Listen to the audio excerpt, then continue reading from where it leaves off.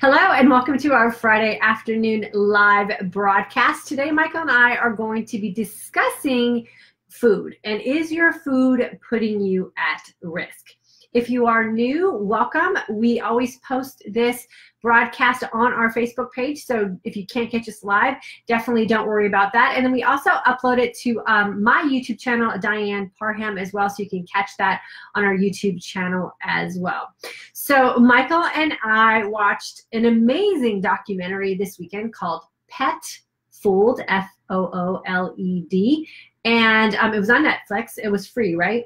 Yeah, it was free. It's free. It's free. So definitely, if you have Netflix, go check it out. And it was a huge, like, aha, dang it kind of experience for us. A lot of the information we knew already from what we do in our own lifestyle, and the dang it came from, I can't believe what we're doing to our pets and all of the things that we are really striving for in sharing in this community was also hit in detail in this documentary. So we wanted to just talk about it here and have you rethink some of the things that you're doing in your nutritional window.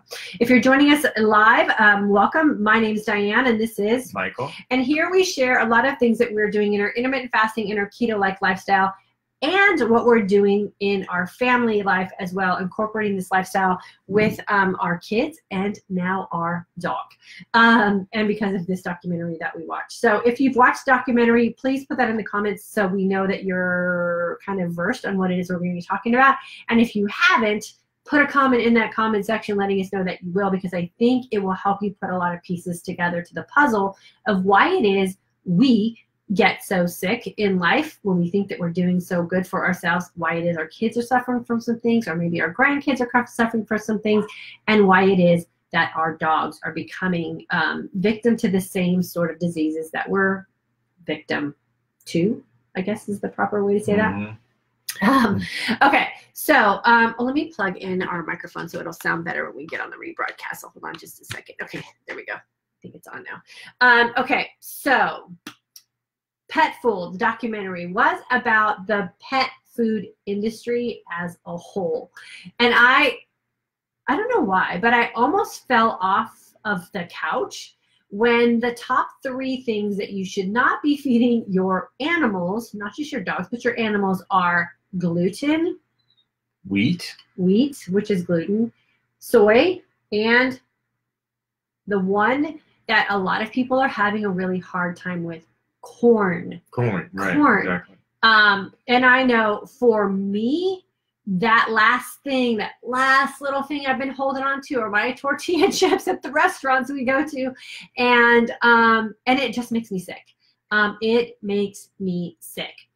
And when I heard this on this documentary, I like literally almost fell off my couch, because I was like, yes, why would animals be able to process corn any better than us? And dang it, they're putting it in dog food and cat food and other kind of animal food. We already know it's fed to our chickens. We already know it's fed to our cows to boost them up and fatten them up. And it's put in our animal food, our pet food, because it's a cheap filler. No other purpose, no nutritional purpose. It's a cheap filler. So guess what? If it's put in dog food and cat food as a cheap filler, and you're eating it as a person in your food as no other nutritional requirement or value than a cheap filler, we're going to get sick. We're going to get sick. And we're seeing it in animals today. A lot of our cats and dogs falling victim to cancer at very early ages, arthritis, diabetes, joint problems, allergies, all of the things that we are suffering from by not reading labels and not understanding what certain things are in those nutritional labels, and how we get duped and fooled into becoming sick. Michael has witnessed me go through many of these stages. I do think for some reason that it does affect us women more than it does men. Maybe just early on, maybe it affects men later in their stage of life. But think about the lifespan of your animal. It you're lucky to have a dog live to the age of 16, right? And I say lucky today because we do know of so many of our dear friends who have lost their beloved animals at such early ages due to a lot of these illnesses that we talk about here. And it has to go back to the environment, right? And the food that we're putting in our animals. So we went and read our dog food bag, thinking that we were doing something great for our beautiful little Callie, because it was recommended by our veterinarian. And sure enough, the first 5 ingredients on that label of dog food were all of the warning ingredients that were discussed in this documentary. So we freaked, right? Yeah. And I think it's kind of important to know too, like, because some people just don't know yet. I know there's a lot of people in this community that know. There's a lot of people out there that just don't know, like, what the heck's going on. Why is corn bad? Like, corn shouldn't be bad. I mean, like, there's nothing more perfect than taking a corn on the cob. We used to love to do it. Soak it in water and throw it on the barbecue. It's just put some butter on it. It's the best thing ever.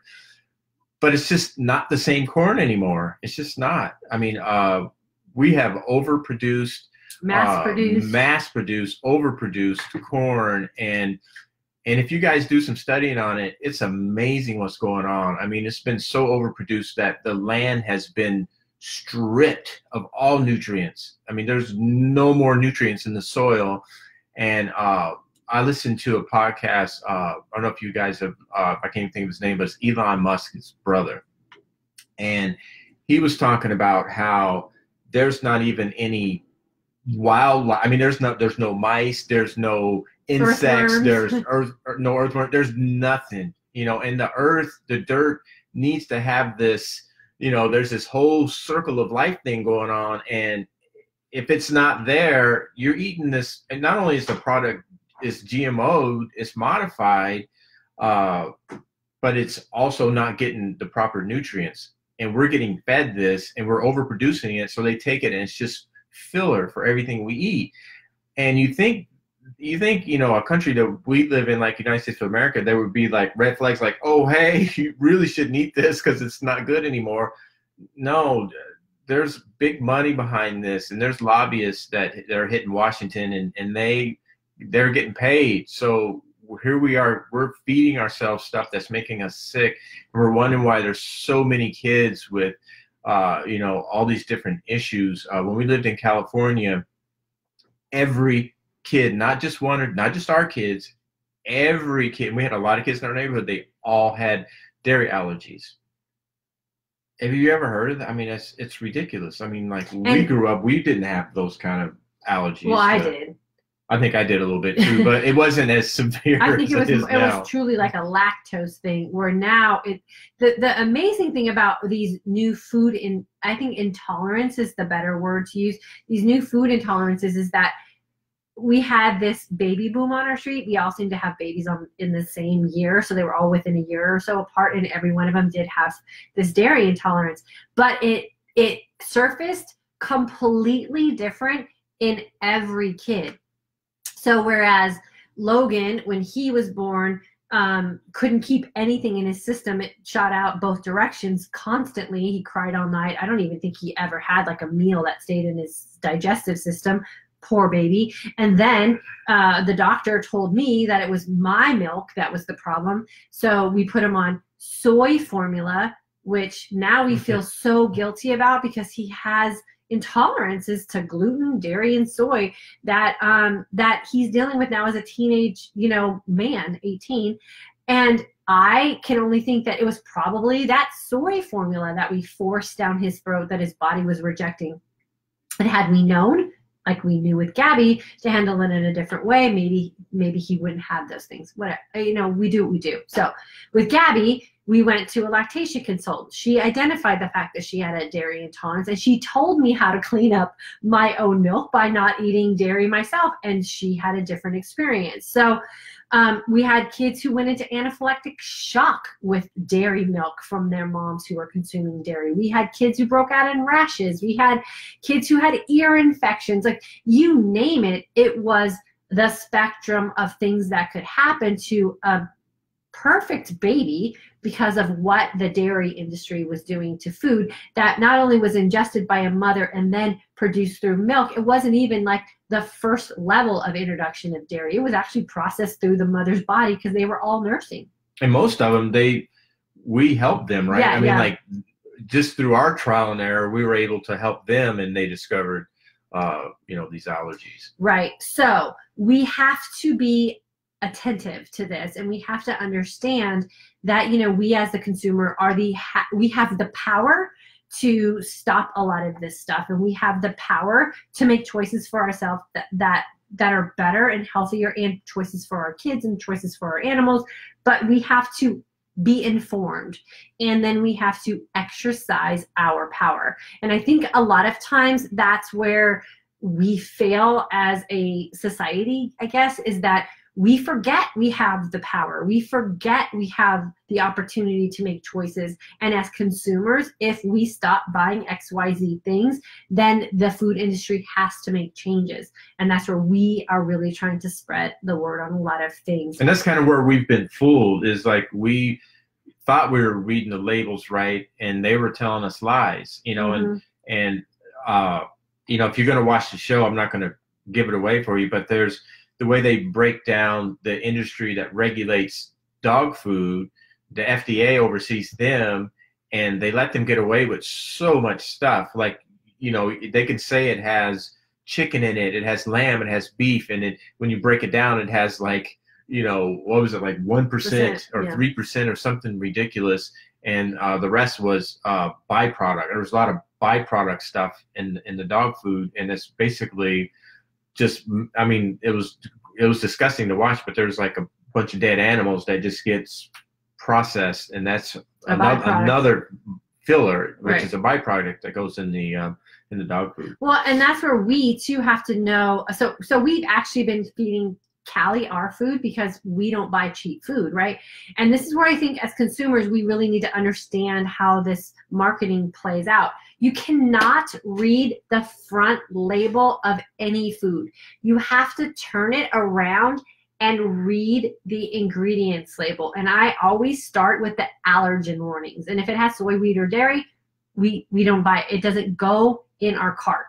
And then if there's no allergen things that seem like they're going to cause a problem for us, then I read the ingredients label, and I only read like the top 4 ingredients, because after that, it doesn't matter. I need to know what the top 4 things, what's the majority of items that are making up this product.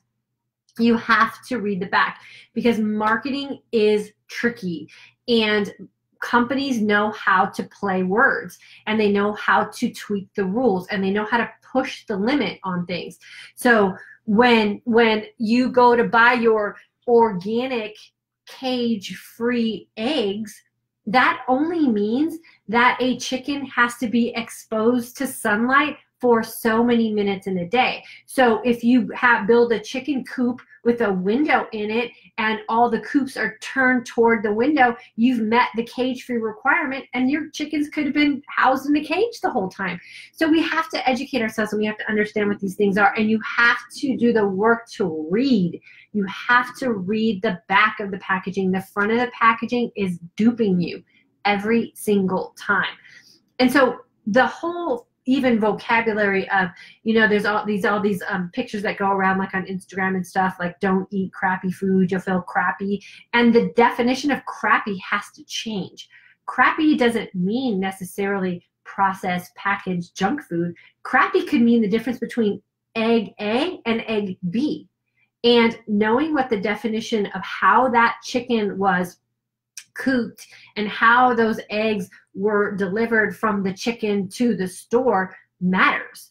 And I don't think anyone should eat eggs that are $1 a dozen. If you're buying eggs that are $1 a dozen, that's crappy food today. You have to up your game, and you have to make those exceptions and those compromises in your family where you understand you're worth more. Stop buying the cheap filler food. Stop spending money on this that's keeping you from affording or justifying $5.99 dozen eggs. Those are the eggs you want to feed your family. Those are the eggs you want to consume yourself, because those are going to be the better eggs. They just are. You have to stop cheaping yourself out of good food and understand that farm or grass-fed, grass-finished meat products are more beneficial to you than a fancy pair of shoes. They just have to be today, because it is really getting down to the reality of its life or death. And how do you want to get to this point? I want to get to this point kicking and screaming in my like late 90s, early 100s. I don't want to be drugged to it in my 60s. I just refuse to make those choices that's going to allow that to happen. And that's where we have to get as a society. You have to take the time to educate yourself. You have to take the time in the grocery store to not be duped and turn those labels around and understand what's in them. What does it mean when something's a byproduct? What does it mean when something's cage-free? What does it mean today to you if something is processed? And then where are you going to draw the line on that? And there's something we just discovered pretty much this year, within probably the last year, was grass-fed, grass-finished. Like, we would see grass-fed, we thought, well, it's grass-fed, right? Well, no. They allowed them to say grass-fed because they can start them out on grass, and then they... One blade of grass constitutes a grass-fed label on your meat. One blade at any point in the cow's life. So what else are they getting fed? Because cows need a lot, right? Well, they're getting, guess what? Cheap, processed, not corn as a cheap filler to fatten them up and to cause them to have the same hormonal reactions that we have when we eat corn. Inflammation, right? Fat gain, all of those things that make us feel so horrible and feel so bad are what is getting fed to the animals that we eat. And guess what? You are what you eat. So if you're trying to stay away from grains, if you're trying to stay away from hormones, if you're trying to stay away from corn, your food matters, because you're going to consume all of those things that highly processed animal just got fed to feed you. And I'm at a point now, hold on just a second. I'm at a point now where I'm even considering, and I had a really bad weekend this weekend, eating a spinach salad with chicken on it. Salmon. Salmon. I don't know where that salmon came from. I don't know where chicken came from when I'm eating it in a restaurant. I don't know where the meat's coming from when I'm eating it in a restaurant. And I'm really at the point where I don't want to sacrifice a good weekend because I ate out at a restaurant. So I'm nearing the point of more veganism. I don't want to be a vegan. I mean, I don't want to be labeled that, and I don't have to follow those rules. But when I'm out, I'm going to think more vegan-like, because I don't want to be exposed to a really expensive salmon salad or a really expensive chicken salad with a piece of cheap meat on it. And I guarantee you that any restaurant I go to that doesn't say that it's grass-fed, grass-finished is going to be cheap meat, because they have to have cheap food in order to stay profitable. Yeah. Right? Yeah. I forgot what I was going to say. Sorry. But... we were talking about. And that's kind of what Elon Musk's brother what he was talking about, was trying to find a way, and it is possible, to deliver a quality food from a restaurant and have it not be filled with all kinds of crap. Because if you think about it, what they're trying to do is deliver you a product that's not going to cost them too much money. So they want to make the most profit, but he feels like he can make it less expensive for you and give you a good product and still make a profit. And it's possible, but you just have to deal with different farms and be able to get the right food for your restaurants, and it's possible to do that. And, and he's somebody that's starting it. Yeah. So don't be afraid to ask questions when you go out into restaurants. And the other thing that I always want to share is that it takes it takes time and consistency, and you have to make these changes, I believe, in stages, right? Where you just go, I feel this level of good, and when I do X, Y, Z, that level goes down, and then you recount what you did and go, oh, why am I doing that? Why am I, every time I go out to eat, I go back down here. Okay, so I need to make better choices when I go out to eat, or just stop going out to eat. And I've even become this way with having a cocktail. So I was like, oh, I'll just have a cocktail when we go out. Or, we're not going to drink at home. I'll just have a drink when we go out. We'll have a margarita. We'll craft it. We'll make it our own way.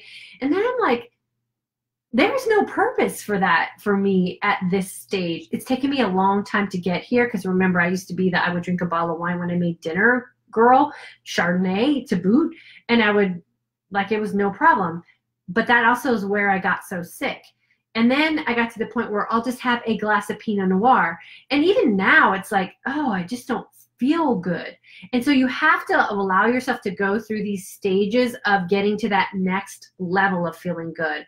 And then what do you have to do to sustain that? And then when you do something that brings you down a notch, you have to go, was that worth it? And there was a lot of time in this span of me healing where it was worth it. Like, I loved going out with Michael and sharing in a gluten-free pizza and having a glass of wine. And then it got to the point where it was like, oh, what's the purpose of that? What's the purpose of having an $8 glass of wine when I'm out if it takes me down a notch? And that's something else that we should probably discuss, like, briefly, because this is a whole nother topic for a whole nother live. But people have that whole thing twisted too when they start to. I heard someone say this just like about a week ago. Oh yeah, and I wasn't even in the conversation, but I could just hear the conversation. And there was a guy telling another guy that, oh yeah, I don't even do that. I don't mess with that hard liquor stuff. No, I just do beer and wine.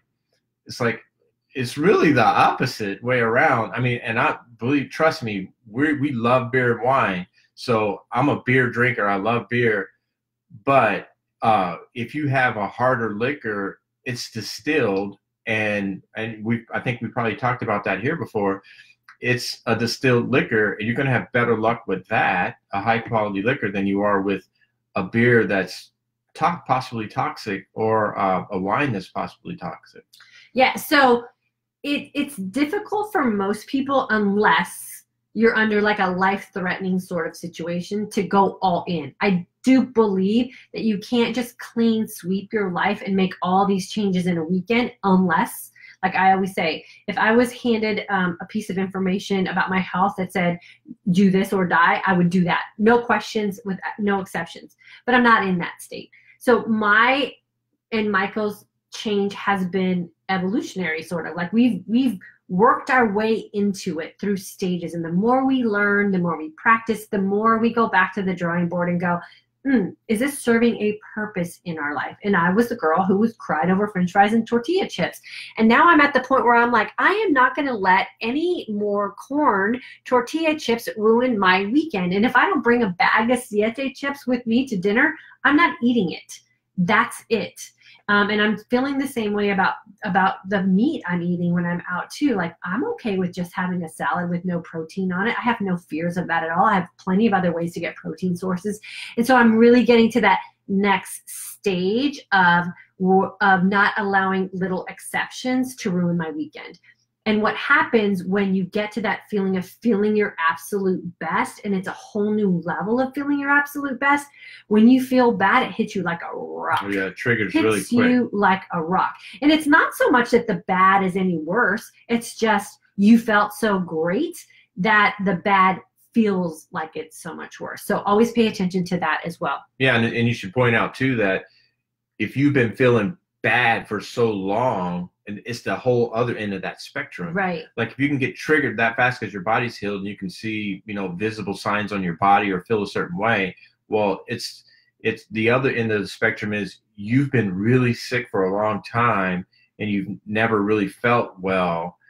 And so you don't really know what it feels like to feel well. So if you go out and you have tortilla chips at a restaurant, you probably don't even realize that that's making you sick yet. Or there's things that you're putting into your body, things that you're eating or drinking that are making you sick, and you can't figure out, why am I having night sweats? Why am I having leg cramps at night? Why am I having all these issues that you have in your life? Or why are my feet swollen and I can no longer jog? Well, all these things are probably attributing to those things that are making you sick, but you don't realize it yet because you never cut them out completely. Yeah. If that makes any sense. Well, and then you have so many cross intolerance reactions and so many signs and signals firing off that you don't know what it is. And that was the journey that I was on too. A lot of you know who've been following me for a while. Like, I knew it was gluten and I knew it was soy and I knew it was dairy, but I wasn't doing this, right? I wasn't turning around enough labels to figure out that my very healthy turkey bacon had soy lecithin in it and it was making me sick. And I didn't know that my gum and my this and my deodorant and my lotion, and like I was so overexposed to it that I couldn't pinpoint it. And so you have to keep researching and have to keep listening to those signs and signals that your body's sending you till you get to those things that are slowly causing all those cross reactions.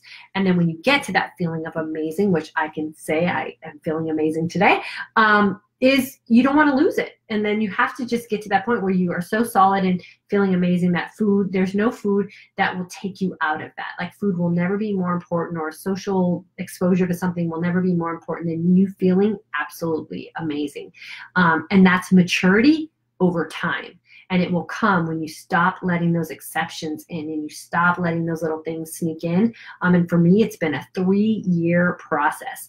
And I keep finding things all the time, and I just keep adding them to my list, and I keep valuing up how I want to feel and how I want to live my life. So it's a journey. If you're not there yet, just keep at it and you'll eventually get there. Yeah, it's a journey, and do your research. Yes. Do hardcore research, because there's ingredients that are not even allowed to be in food in other countries, and it's allowed in the United States of America. And marketed in food packages. It's just mind blowing. Like, once you understand it and you read about it and you study it, you'll go like, well, why is this ingredient allowed if it's not allowed? It's so bad that it's not allowed in other countries, but they put it in our kids' cereal. Like really? Mm-hmm. I mean, I don't know if it's cereal. I'm just throwing out an example, but there are ingredients that are in our foods that they do not allow in other countries. Right. And so let's go back to the beginning. If you shouldn't be feeding it to your dog and you shouldn't be feeding it to your cat, why in the heck would you feed it to your kids? Why in the heck would you eat it yourself, right? And so we have to go back to the drawing board, I think, on a lot of things, and really clean things up and get back to our A game. And Michael and I slip too. We get lax, we get comfortable in our state of happiness or whatever. And I know that I have been duped, even though when I thought I was on it, with something that I had in my refrigerator, and then I was on a day where I was like, I'm reading everything, and I've had to throw things away that had soy in it. I just failed to look at that one thing. So get back on your A game if you're feeling like you're being exposed to things. If you have animals at home, I highly recommend you watch this documentary. Then not only apply it to your animal's life, but reapply the same information to your own life. If you're not going to feed it to your dog because there's potential of cancer or seizures or joint problems or allergies, get it out of your life too. And what I loved about this documentary was that it was so raw about labeling, and it was so raw about the tricks that are played in the marketing field with packaging and what's allowed to be said. And I am going to take all of that information from the dog food industry and just assume that it's happening in the people food industry as well. And we're going to really tighten down some things in our house here as well. Because we just have new information. And you have to be careful with the so-called professionals that are out there. I mean, we heard a professional recently, someone who's been around the industry for a long time, say, what's the big deal about soy? I don't understand what the big hoopla is about soy. Well, there's nothing wrong with soy if you go to Japan and it's made in or it's made in a place where it's not GMO'd, but if it's GMO'd and it's just not the same product that it used to be. I'm sure there was a point in the United States we could eat soy all day and not really have a problem with it, but it's a different product now, and it is causing a lot of problems. It is causing a lot of issues. So be careful with the professionals that you're listening to. I mean, you have to listen to us. Do your research. Mm-hmm. Do your research and see if what we're saying is true or not. But I can guarantee you that a lot of the stuff that we're eating is not what we used to eat. I mean, my grandfather was a pig farmer in Kentucky, and what they ate there was clean corn. Everything that they grew in the back, and the ground had a lot of nutrients in it, and they, you know, mason jarred a lot of stuff, and they had chickens and you know, pigs and cows and everything else. It was all fresh stuff. That's not the case anymore. Nope. So if you're not feeling your best, go back to the drawing board for sure. Take a second this weekend to read the labels of your pet food. There's extremes also with pet food. Michael and I went, after we watched this documentary, we went to the far extreme of, do we feed her completely raw food?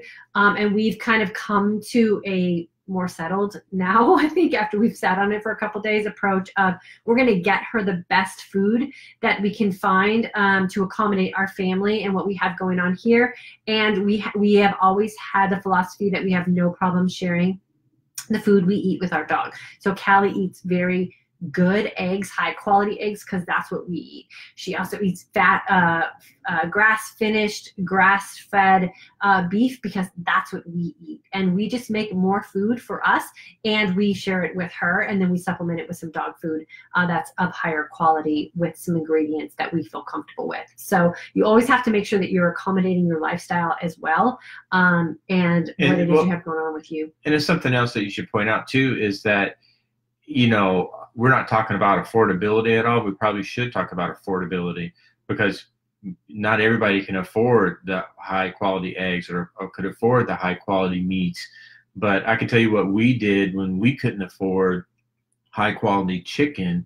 We would get, Diane would, I shouldn't say we, because she would buy it, but she would get the thick chicken breast. And I would get organic chicken breast. Yeah, organic chicken breast. She'd take it and she would slice them in half, and we would have, instead of having one big piece, we'd have two pieces from that. So that would be enough. We could have 2 chicken breasts and feed our family, and they were big breasts, so it was enough for us. But we found ways. But so there's my point is, there's ways to afford it if you can afford it.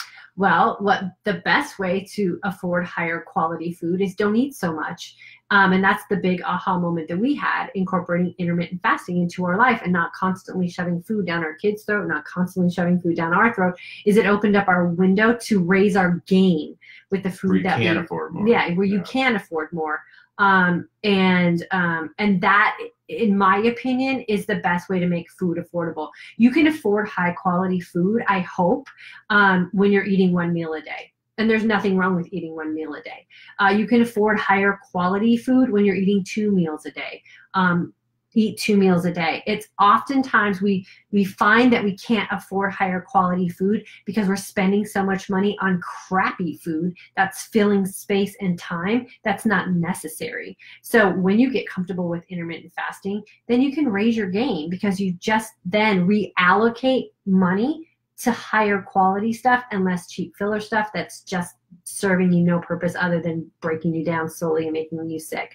And you have to go back and I think a lot of people don't budget out quality of life. And so again, when you're not happy, when you're not feeling your best, when you're not living your best life, oftentimes we spend money soothing unhappiness. So find happy, and happy doesn't cost a lot of money, because you're just comfortable with what you have and you feel a little bit more blessed, and you're exercising the energized sense of calm. And that doesn't always take a whole lot of money. So find ways to reallocate your budget. And oftentimes that has to be broken down into why it is. So we're going to go back to that why. Why are you spending money on these things, and what purpose does it serve? And Michael and I had to do that when we had our bout of financial almost ruin about, what was it, 6 years ago now? 7 years ago now? We had no money. And I'm not even lying when I say no money. And so we had to go through our inventory of what are we spending our money on? And a lot of the things that we were spending our money on were things we were afraid to let go of, like a cable bill. And we let go of the cable bill to save our house, and we let go of a cable bill so our cars wouldn't be repossessed, because we had no money. And guess what? Everyone survived, and our kids were fine. We were afraid our kids were going to fall apart. They were fine. And so sometimes when you can't afford quality in your life, you have to go back and go, what are we spending our money on? And is it worth it? Some things are, some things aren't. See, and that's a good point, because people will tell you, well, yeah, well, I can't afford that kind of food, you know, or high quality food. But then, I mean, I'll give you a good example. I remember going into work one day, and I had my meal replacement shake, and these guys started laughing. They go, oh yeah, only rich people can afford that. I'm like, what are you talking about? Oh, my shake? And these guys had, they don't have very many Carl's Jr.'s here, but they had Carl's Jr., right? All of them. And I was like, okay, how much did that cost you, that Carl's Jr.? Well, about $8. This is $4. It's way better than what you guys are eating, you know. So in their mind, they're seeing me as this really, you know, high-end shake that I'm drinking costs $4, and they're eating that $8 crappy meal. So that's an example of, they could very easily have afforded something better, but they chose something that was crap. Twice as much money in crap. So that's where you have to become very vulnerable and a little real and honest with yourself when you're thinking you can't afford better food for your family and you. Is really, like, what are you spending your money on? And there's always ways to choose better. And I think the first thing you can do is practice exercising, intermittent fasting, because you just opened up your window to do nothing for a majority of your day. And we are overfeeding our kids too. So do your kids need to have 16 snacks in a day? Do your kids need to have Cheez-Its when they're bored? Do your kids need to have this when they're grumpy? Do your kids? No, for most of the part, no. So up your game. Really figure out what you need for survivability. Stop using food as entertainment and soothing and rewards and punishment and all of those things, and have a proper place for it. And I bet what you'll find in your family financial situation is that you can afford a lot more, and that should be considered a gift to yourselves. And that's what we had to go through, because trust us when we tell you, we had a really hard time financially about 6 years ago. So we know what it feels like to not have any money. And the one thing that I refused to sacrifice was the quality of food that we fed our family. We made sacrifices in a lot of areas, but I was not going to lower my game on feeding my family just because of an economic downturn that we had no control over, that caused our family to have a lot of financial discomfort, because we would have ended up paying the price down the road for that. So we had to have a lot of real moments with ourselves as well. So have those discussions with your family, especially if you feel like food is causing you to not be your best, or maybe your animals not to be their best. And can you afford to up your game if the food that you are currently consuming or having rotate through your household is not doing the best for you? Because it will affect you at some point, and it is definitely putting you at risk. May not be today, may not be tomorrow, but it could be 5 years from now, it could be 10 years from now. It's a slow, painful process that oftentimes we aren't aware of. And it's not until you get bad news, or you get some blood work back, or you start to lose your memory, or what it is that you have that going on in your life, that it'll become important to you, and then it's almost too late. So we are living in an information age. Do your research. Do your research on the people who are talking about it. Make sure that you know where their information is coming from. And then I think the best thing that you can do is experiment on yourself. I was listening to a podcast today with a doctor who's in the world of science and biohacking and all that kind of stuff, and he's going to do some research coming up on some new things for longevity, and he is going to be his own research person. That's where he's going to do his research and experimenting on is himself. And I think that we should all start to practice that. Research and experiment on yourself. See how something affects you. And if it's not something that's going to make you look and feel your best and live your most authentic life, it's going to take you down for a weekend, guess what? It's not good for you. And it could be good for Joe down the street, but it's taking you out of your life for a couple days, then it's not good for you. And you don't need to worry about what anybody else is saying about that one thing. It's not good for you. And sometimes Joe doesn't know that it's not good for him yet, because he's 15 years younger than you. And so you're dealing with a whole different experience. And that's something that we realized watching that documentary with the pets, was that, you know, pets have a shorter lifespan than we do. And if they're getting affected by soy, gluten, and, you know, corn, then what is it doing to us? If they're getting, we're seeing some of our friends, their dogs are dying of cancer, and they're, you know, 3 and 4 years old. Well, we live a longer lifespan, and what is it doing to us now, and what is it going to do to us in the future if we don't like stop eating it?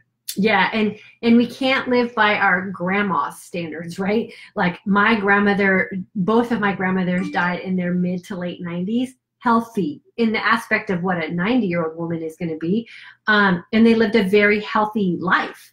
But I can't live the way my grandmothers lived. I have too many options. I have microwaves. I have all these things. And so, and food has changed drastically since then. So if my grandmothers were living my life, would they have lived to 90, 95? I don't know. You know, we don't know that. But so we have to also understand that things have changed so drastically. We're exposed to so many different things, that we have so many options to choose from. And so we have to be able to do our research and be our own test tube, in a sense, be our own specimen for experimentation, so that we know what makes our DNA work at its best. And we have an opportunity to live healthier than they live, knowing what we know now. We absolutely have the best opportunity to live into our 90s, 100 plus, and be healthy and strong. And then we also got to do this, because I think this is important too, is have an open mind to what other people are doing. Always listen and take the judgment out, because I think as soon as we get judgy with people, then we close off our opportunity for taking in information. So always go into something with an inquisitive mind and not a judgmental mind, and then your mind stays open. And then go, that's interesting. I wonder if I applied that, what the outcome would be for me. And always leave a situation like that. And then there's going to be things that you don't even want to try. And then there's going to be things you try and you go, wow, thank goodness I tried that. I would have never imagined. Or there's going to be times when you look at something and you go, you try it and then you go, oh my gosh, that was the worst thing ever. Then you put that on my list to never do again. And that's a really healthy way to approach a lot of this stuff, because, you know, as we age, we really do have to open ourselves up to really being open to experimenting with some things. And, you know, and there's things that we are going to come across in life that we, you know, we're going to realize that we want to introduce to help incorporate some longevity or help us look and feel our best. And that's always a very personal thing too. And like I said, be less judgy and a little more open-minded and inquisitive, and then do what works for you, and then pass on what doesn't. Yeah, intermittent fasting for me wasn't something I ever thought that I would be, you know, living that lifestyle, because I like to eat. I don't like to be hungry. And so just the sound of it was like, oh yeah, I could do it occasionally, but it's not something I would want to ever do as a lifestyle. Well, I do it as a lifestyle now, and it's amazing. But who would have ever thought, if I didn't go in with an open mind and go, well, if I feel this amazing, what if I incorporated this in my life all the time? And what if I gave up 2 pieces of toast with the banana on it every morning? That was a tough one for him. Yeah. But so he started with intermittent fasting, and then the keto-like part of it, he started experimenting with as well, and has found that it does work for him, and he does feel better, and he is at his lowest weight and his smallest waist size that he's been, without having to go crazy, desperately diet, exit his life, and exercise for hours a day. And so it's those sort of aha moments that we have when we go, well, I've never considered it. Maybe I should try it. That really does open us up to having those little wins that we never would have thought we would. And that's the key. I didn't have to exit my life. Yeah. And in the past, I would have to exit my life to get myself into shape the way I wanted to be in shape. The way I am now, it would take me exiting my life, and I haven't had to do that. And we like that. And he doesn't have to exit his life. Okay, so let me welcome everyone and see if there's any questions. Connie, Joy, is here. Shirley, thanks for jumping on, girlfriend. I love that you love this lifestyle. Deb, hello. Kara's here. Shirley, I work in a breakfast restaurant, and it's amazing how many children are dairy and gluten intolerant. Yes. And you know what I always say to my kids when I used to work in the restaurant industry also, was I loved it when people came in and asked for alterations to their food. I loved it. I was a fitness instructor then. I was into nutrition back then too. I say back then because it seemed like a lifetime ago. And I was always super complimentary to them and always warm and welcoming to them and would accommodate anything that they needed. And I always tell my kids that too, like, don't be afraid to say that you want something on the side or you want something taken off or can you do this or I need to avoid this. Like, that's our right as consumers to go into a restaurant that we're paying for someone to prepare our food, to prepare it in a way that will make us live our best life. So congratulations to you for noticing that. I'm sure that you helped them feel very welcome and warm to that as well. Cynthia, hello. Lori, hello. Cynthia, your message is life-changing, liberating, and acknowledges we are all unique and should make food and lifestyle choices that fit into our life. What a concept. Yeah, it's a great concept, and congratulations for living it. So love having you here. Jeanette is here. Fantastic food for thought. Yep, you're welcome, Joy. Jillian, love the process that I can fit it into my lifestyle. Celebrating our 8th anniversary this weekend. There will be food. Yes, I hope there will be, and congratulations on your 8th anniversary. Yes, you have to become a label reader. That's the only way you stay in control and have the power to choose. And like I say, the allergen label is the most important label to me. If there's wheat, dairy, gluten, or soy, we do not put it in our cart. So just have your boundaries for you, and then just if the allergen label passes, then read the ingredients label for sure. Terry, and IF Hoosier, hello for me. Back from vacay to California and Idaho, took the entrance ramp back onto the IF Keto-Like path, feeling fine other than work. Catch up was a tough one, but all caught up now. Enjoy the weekends. Yeah, for sure. And give your body some grace when you jump back in, because just like it was the very first time you jumped in, it takes a little bit of time. The beautiful thing is our bodies have amazing muscle memory. So your body will jump in faster, but it'll take a couple days usually. Just stick with it and you'll be there before you know it. Hello, Debbie. And then Terry, want to mention that the increase in energy I feel due to IF helped me get through the very, very busy last few days. Very thankful for it. Yeah, it's great. And you might notice I'm talking very fast. I always talk fast, but I am living in the energized sense of calm myself today. Fasting all day, went for a 45-minute run, drinking my absolutely black coffee and my sparkling mineral water, and feel amazing. And I always say that there is no better feeling than a very clean fast that will get you into the energized sense of calm. And if you're not feeling your best, the best advice I can give you is long, clean fast, and then breaking your fast with nutrient-dense food and making sure that you're feasting well. And you can get that in a day, not a problem. So always know that you have that in your hip pocket if you need to get that feeling of absolute amazingness, right? Yeah, absolutely. Amazingness is a word, right? I mean, yeah, sure. I'm sure it is. We just made it a word. All right. Well, thanks for jumping on with us, you guys. I know it seems like we covered a lot of subjects in this conversation, which is what we love to do here in this community. Make sure you're turning your labels, read the back. Don't get fooled by the fancy colors and the shiny lights and all the marketing words and verbiage that they put on the front. It's there to dupe you. Don't be duped. You are worth more than that. And make sure that you're going through your documents financially. Make sure you're spending your money in the areas that matter to you most. And you looking and feeling your best and living your most authentic life should be what matters most to most of us. And then turn your labels around on that pet food as well. Make sure that you are feeding your animals the way that you want to be fed, and it should be that simple. You should not feed anything to your dog or cat or rabbit or whatever that you are not willing to consume yourself, and then do the same for your kids and your grandkids. I know there's always that rule with grandparents, right? Like the grandparent rule, like that's where your kids get to eat all the crappy food.